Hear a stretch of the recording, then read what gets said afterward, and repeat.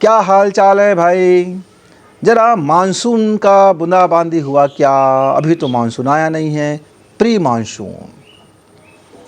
अरे भाई, आप वो काम कर रहे थे, सफल हुआ क्या? अरे गुरुजी क्या बताऊं, काम तो मैंने बड़ी जोर शोर से शुरू किया था, धूम धड़ाम से शुरू किया था, और फिर क्या हो गया? अब फायदा भी था, पर काम में ना रुचि नहीं आया और मैंने वो बिजनेस बंद कर दिया। अच्छा, अब बड़े फाके वाले दिन गुजार रहा हूँ, अब दूसरा बिजनेस को सोच रहा हूँ। अच्छा, दूसरे मित्र से मेरी मुलाकात हुआ। मैंने उनसे पूछा, क्यों भैया, परीक्षा में बैठे क्या? एग्ज़ाम कैसे गया आपका? नीट वीट बढ़िया से गया पेपर?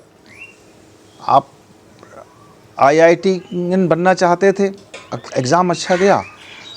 अब क्या बताएं गुरुजी, हमने तो बहुत बड़ी कोचिंग सेंटर में एडमिशन लिया था, नामी गिरामी कोचिंग सेंटर में। अरे पैसे भी खूब दिए।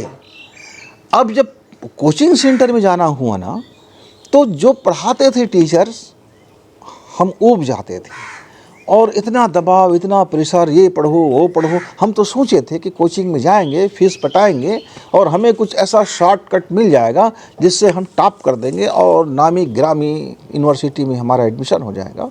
हम तो सोचते थे कि पैसे की ताकत से हो जाएगा, लेकिन वहाँ तो इतनी पढ़ो, ये पढ़ो, ये पढ़ो, ये पढ़ो, रात दिन दिमाग कंजटी आ गया। और इतनी ऐसा हो गया कि खिसियानी बिल्ली खंभे नोचे का, हम अपनी बाल नोचने शुरू, और हमने जीना भूल गया, मज़ा नहीं आया ज़िंदगी। नींद खराब हो गया, जीवन खराब हो गया, खाना खराब हो गया, जीना मरना खराब हो गया, हराम हो गया। हमने पेपर तो गया, बस कट ऑफ में नहीं आ पाया। अब घर के लोग बड़े निराश हैं, उनको क्या मालूम कि हमको कितना पापड़ बेलना पड़ा। घर के लोग समझ नहीं रहे हैं कि आजकल अच्छे पेपर नहीं जचते हैं, वगैरह वगैरह है, लोग पैसे वैसे दे करके सब कर लेते हैं।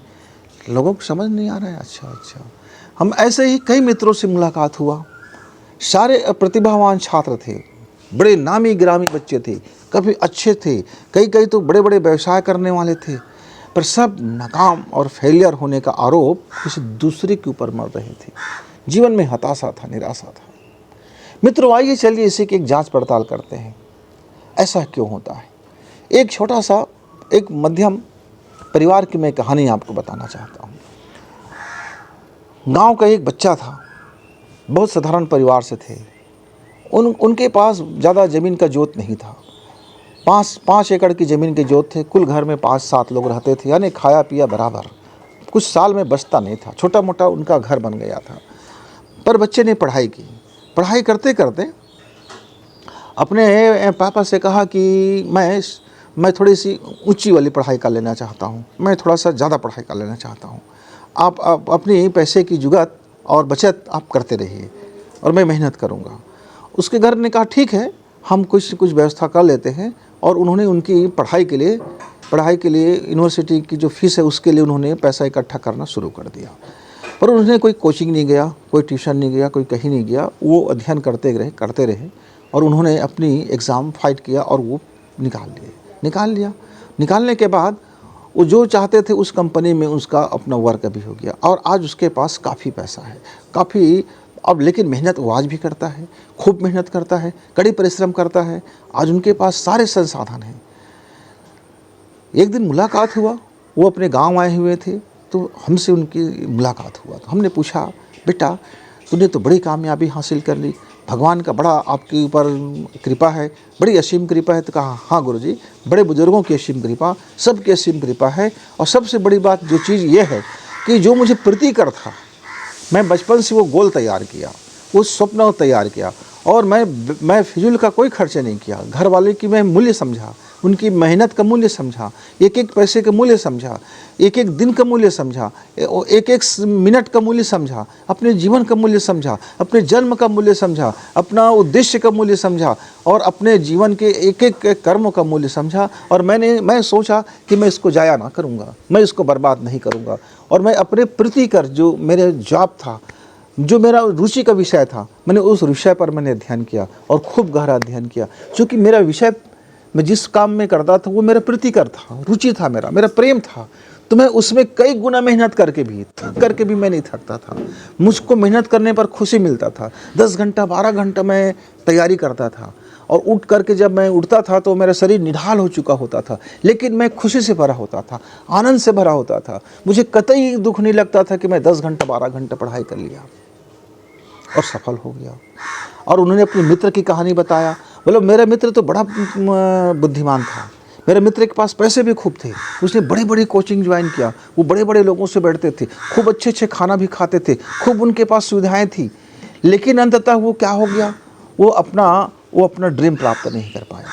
तो मैंने पूछा क्यों ड्रीम प्राप्त नहीं कर पाया, क्या कमी था? बोले कोई कमी नहीं था, बस कमी एक था, उसने चॉइस गलत किया था। जो उनका रुचिकर विषय नहीं था उसने उस चॉइस कर लिया कि ये इससे बड़ा आदमी बनते हैं, इसमें बड़ा लाभ है, इसमें बड़ा, यानी उसने दुनिया मार्केट को देखा कि इसमें कितना आमदनी है, कितनी रुतबा है। उसने उसके आधार पर चयन कर लिया सब्जेक्ट और अपनी मेहनत और अपनी आकांक्षा, अपनी महत्वाकांक्षा और अपना ड्रीम। और लगातार वो संघर्ष करता रहे आत्मिक रूप से, मन से, क्योंकि वो उसका रुचिकर नहीं था। वो 2 घंटा 3 घंटा मेहनत करता और थक जाता और 4 घंटा विश्राम करता, 2 घंटा मेहनत करता, 6 घंटा फिर विश्राम करता। घूमते फिरते नशेबाजी में उतर गया और दुनिया भर की लानतें देने लगे, दुनिया भर की गालियाँ देने लगे, सबकी खोट बताने लगे और वो अपना मेहनत करना कम कर दिए, जिसके कारण से वो अपनी सफलता को अर्जित नहीं किया। तो मित्रों, यदि आपको अपनी ऊंचाई को प्राप्त करना है, अपने ड्रीम को प्राप्त करना है, अपने गोल को प्राप्त करना है, अपने को सफलता से भरना है, तो निश्चित तरह से जो आपका जो चयन है, जो क्षेत्र का चयन है, जो सब्जेक्ट का चयन है, जो कार्य का चयन है, जो आप हाथ में जो काम कर रहे हैं, वो महत्वपूर्ण है, चयन महत्वपूर्ण है। क्योंकि जो प्रीतिकर होगा तो आप में ज़्यादा से ज़्यादा काम करेंगे। एक गृहिणी की मैं आपको कहानी बताता हूँ। पहले वो एक मामूली कर्मचारी थी और उसको कम से कम तनख्वाह मिलती थी। वो एक संस्था में प्यून थी और उसके बाद में उसके बाल बच्चे ज़रा थोड़ा बड़े होने लगे, मिडिल क्लास में पहुंच गए। तो उस महिला को सूझा कि भाई मैं इतना तनख्वाह जितना मैं प्राप्त करती हूँ, मेरे घर गृहस्थी के लिए कमी हो रहा है, पर मेरे पास तो गुणवत्ता है, मेरे पास तो अच्छा रुचिकर खाना बनाने का गुणवत्ता है, तो क्यों न मैं अपने इसी पाक कला को मैं कुछ टेस्ट करूं, प्रयोग करूं।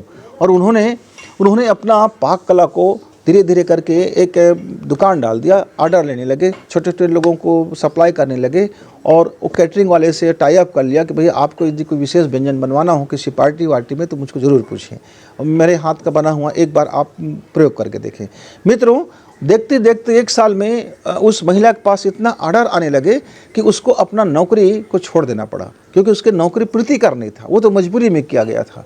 और उसका ये जो पाक कला था, रसोईया का कला, वो उसका प्रीतिकर था।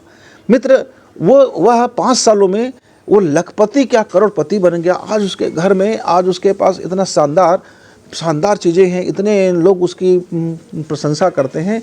और एक मामूली गृहिणी है, इतनी बड़ी सफल है। उसका लड़का कलेक्टर है।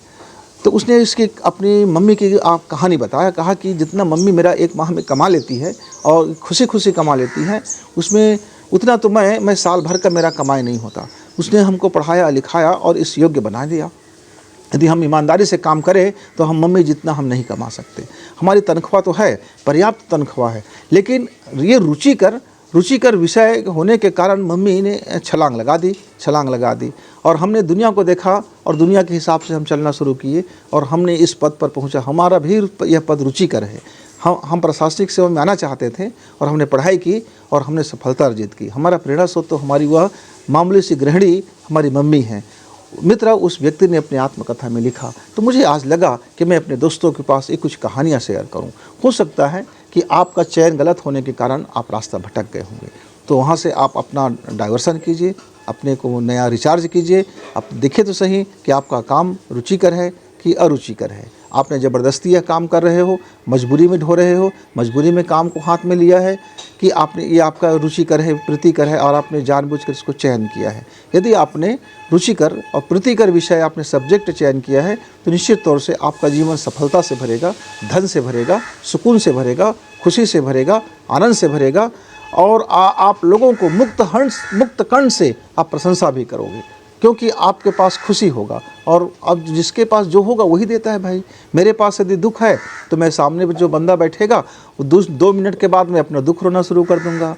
हाय मैं ऐसा दुखित हूँ, मेरा ऐसा हो गया, मेरा वैसा हो गया, मेरा ये नुकसान है, मेरा वो नुकसान है। लेकिन यदि मैं सफलता से भरा हूँ तो मैं सामने बैठा बंदा से मैं बार बार कहूँगा आप भी सफल हो सकते हो, देखो ऐसा कर सकते हो, वैसा कर सकते हो, हमने ऐसी सफलता की। मैं अंदर से खुशी से भरा हूँ तो मेरे सामने में बैठी हुई जो लड़की है उसको मैं खुशी खुशी उनको स्माइल करने कहूँगा, क्योंकि मैं खुद स्माइल करूँगा और उनको खुशी मिलेगा, मैं भी खुशी से भरूँगा। लेकिन मैं यदि रो रहा हूँ तो वो भाग जाएगी। रोने के सामने कौन बैठना पसंद करेगा? यदि मैं गुस्से में हूँ तो वो भाग जाएगी। क्यों? किसी गुस्से आदमी के सामने कौन बैठे भैया, अपना जग हंसाई कौन कराएगा? और यदि मैं गंदा आदमी हूँ तो मेरे सामने कौन बैठेगा? अरे भैया गंदगी के साथ कौन बैठता है? मैले कुचले के पास कौन बैठता है? हर कोई चाहता है एक सुगंधित चंदन के पास बैठना, हंसी खुशी के पास बैठना। तो आप अपने जीवन का चयन हंसी खुशी से कीजिए, आप अपना कारोबार का चयन प्रतिकर से कीजिए, आप अपने ज़िंदगी का चयन हंसी खुशी से कीजिए, फिर आप देखना सफलता से भर जाएंगे। तो आपका जीवन में खुशी का बौछार हो, आनंद की वर्षा हो और आप एक धनपति बने, समृद्धशाली बने और सबसे बढ़िया चीज़ आप एक शानदार व्यक्ति बने। इसके तब तक गुरु जी को विदा। नमस्कार, धन्यवाद।